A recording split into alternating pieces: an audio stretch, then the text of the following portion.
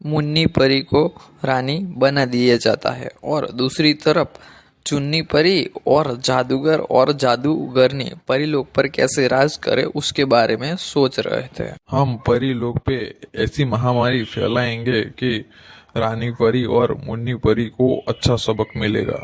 हाँ बिल्कुल ऐसा ही करेंगे।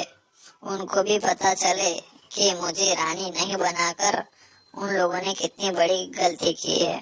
हम उन लोगों के पीने के पानी पे ऐसा जादू करेंगे कि सारे परी लोग उस बीमारी के शिकार हो जाएंगे।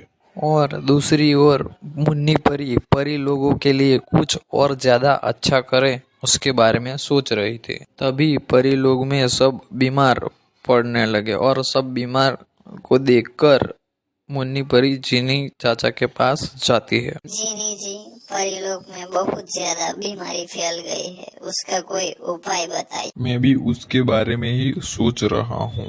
तुम इस यंत्र को लो और इस यंत्र को जो भी छुएगा उसकी बीमारी तुम्हें पता चल जाएगी और उसका इलाज भी पता चल जाएगा। ठीक है। फिर जो भी बीमार था वो मुन्नी परी के पास आता और यंत्रों को छूता। यंत्रों को छूते ही उसकी बीमारी और उसका इलाज दोनों पता चलता था। इस तरह लोगों की बीमारी का इलाज पता चलने लगा। यंत्र ने बताया कि सभी को एक ही तरह की बीमारी हुई है और उसका एक ही इलाज था, टेंगू फल। हाँ, ये टेंगू फल तो परीलोक के बाहर वाले जंगल में मिलेगा, लेकिन कहाँ मिलेगा ये किसी को पता नहीं है।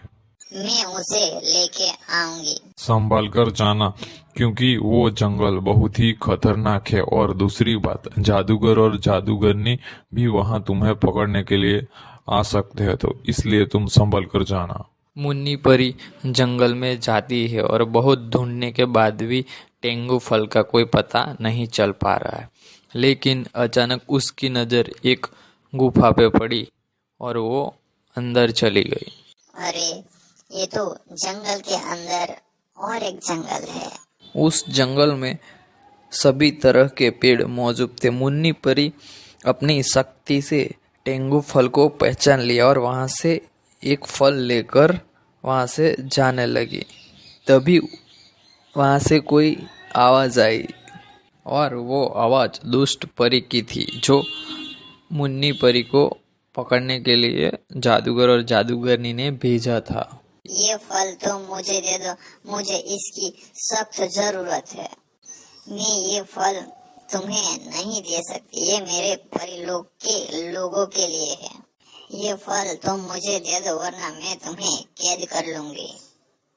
दुष्ट परी ने जादू किया, लेकिन उसके जादू का असर मुन्नी परी को नहीं हुआ, क्योंकि रानी परी की शक्तियों के साथ साथ उसका कवच भी मुन्नी परी को मिला था। ये क्या हो रहा है? मेरे जादू का असर तुम पे क्यों नहीं हो रहा? मुन्नी परी ने जादू किया। फिर मुन्नी परी के जादू से दुष्ट परी को पिंजरे में कैद कर लिया और परीलोक ले गई और टेंगू फल जीनी चाचा को दिया। जीनी चाचा ने वो टेंगू फल का जूस सभी बीमार थे सबको पिला दिया और सब ठीक हो गए। अरे हमारे जादू का असर तो खत्म हो गया, अब हमें कुछ और करना पड़ेगा।